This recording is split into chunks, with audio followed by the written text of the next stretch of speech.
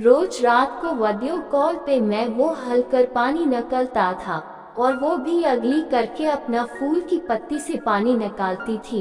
Video call पे मैं आमों की टोकरी को देखता और अपनी देनों को चोरी करके फूल की पत्ती को अच्छे से दिखाती थी। इधर मैं भी उसकी फोटो भेज देता था। उस फूल की पत्ती को देखकर उस हल कर पानी निकाल देता था, जिसको देखकर वह भी अपन देनों को फैलाकर अगली करना शुरू कर देती थी। एक दूसरे को गर्मा कर देते थे। मुझे हले बिना और उसको अगली किए बिना नींद नहीं आती थी। फिर एक दिन मैंने उसे फोन पे बोल दिया कि मेरा करने का मना कर रहा है। तब वो बोली आग तो इस फूल में भी लगी है, इतना मटा और लबास से पत्ती तुड़वाने के लिए। वो बोली कल मेरे घर वाले एक दिन के लिए बाहर जा रहे हैं और उस दिन घर पर कोई नहीं होगा, तब तुम आ जाना। मैं बोला हाँ आ जाऊंगा, लेकिन देख लेना बिना फूल की पत्ती को तोड़े वापस नहीं आऊंगा। वो बोली हाँ पूरा अदर डल देना चाहे, मेरा भी बहुत मना कर रहा है। बोली फूल के अदर भी आग लगी हुई है, ये मटा और लबा से तुड़वाने के लिए इंतजार कर रही है। इस फूल से रोज पानी भी निकल जाता है। अगले दिन वो दिन आ ही गया। सुबह उसके घर वाले 8 बजे चले गए और 9 बजे उसका फोन आया आ जाओ। मैंने कहा मैं अभी आता हूँ, तब तक तुम फूल के आसपास वाली घास को साफ कर लो। वो बोली घास तो मैंने पहले ही इंतजार में साफ कर ली है, बस अब जल्दी से आ जाओ। मैं तुरंत उसके घर पहुँच गया। उसने जीन्स और शर्ट पहन रखी थी, मस्त लग रही थी। उसने दरवाजा बंद किया और हम वहीं पे सोफे पे कस करने लग गए। वह भी सख्त डरने लगी, अपनी जब मरे अदर डल रही थी। कुछ देर बाद बहुत ज्यादा गम हो गए थे।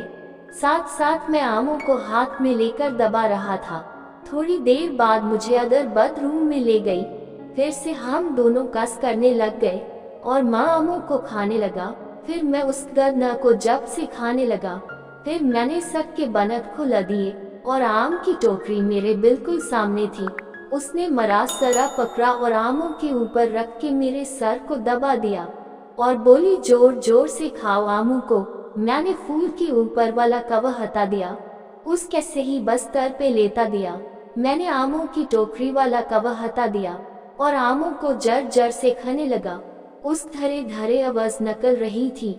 मैंने अपने भी सरे नकल दिए। मैंने फूल के ऊपर हाथ रखा तो पूरा फूल गीला हो रखा था।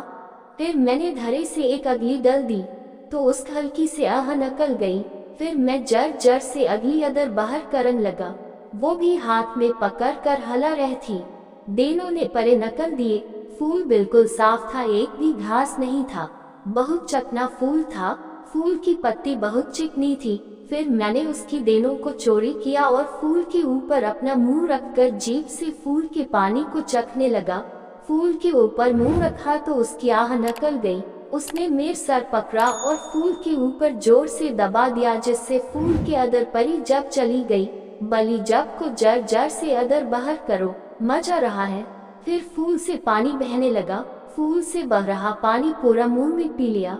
फिर वो पराठित हो गया। बली अब रह नहीं जा रहा है, जल्दी से परा अदर डल दो। फिर मैंने उस देनों को खलकर अपन कंधे पे रखकर फूल के ऊपर रखा और एक जरदार ढक दिया, जिससे उस चक निकल गई।